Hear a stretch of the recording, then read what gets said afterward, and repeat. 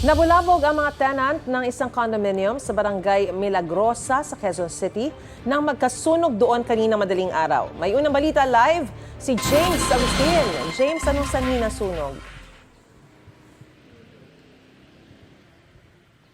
Maris, yan yung inaalam pa ng Bureau of Fire Protection, yung mismong pinagmula ng apoy at natupok nga ang bahagi ng isang kwarto sa ground floor nitong condominium building. Ligtas naman po yung mga tenants na lumikas sa kasagsagan ng sunog. Okay, may sunog sa baba.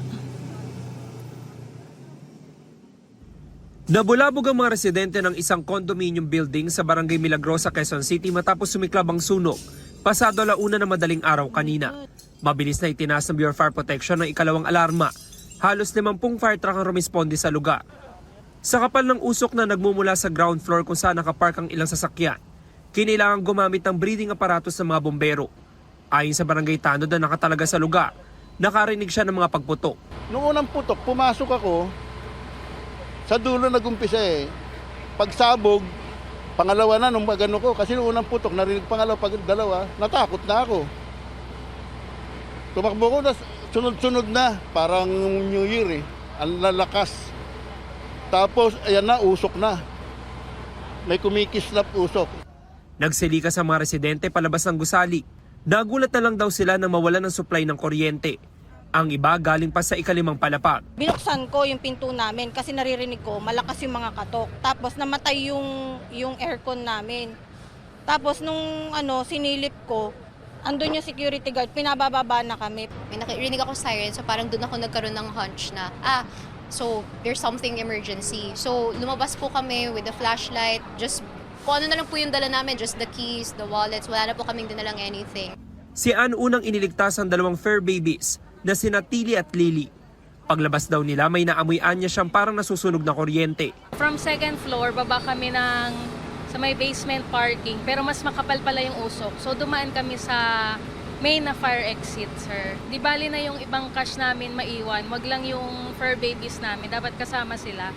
Gumamit din ng area ladder ang mga bumbero para ma-check kung may ilang residente na nasa roof deck.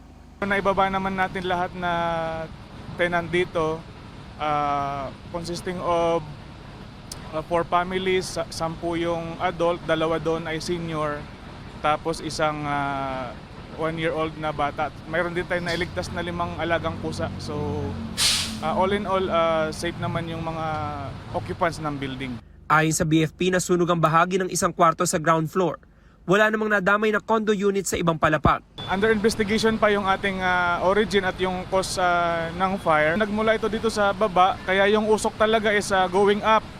So pambuti na lang, meron tayong mga ginamit na smoke ejector coming from the DRRMO ng Quezon City government. Kaya nakatulong ito para mailabas yung usok at makapasok yung ating mga bombero. Samantala Maris, mag-alas 4 na umaga na tuluyang maapula yung sunog. Wala namang nasugatan doon sa insidente ayon sa BFP. Kani-kanina lamang nakita natin yung mga tenants na bumalik na dito sa loob ng condominium building. Pero hanggang sa mga oras na ito ay wala pa rin pong supply ng kuryente. Tumanggi muna magbigay ng pahayag yung pamunuan nitong condominium building habang nagpapatuloy daw yung sinasawang investigasyon ng BFP. Yan ang unang balita mula po rito sa Quezon City. Ako po si James Agustin para sa GMA Integrated News. Gusto mo bang mauna sa mga balita? Mag-subscribe na sa GMA Integrated News sa YouTube at tumutok sa unang balita.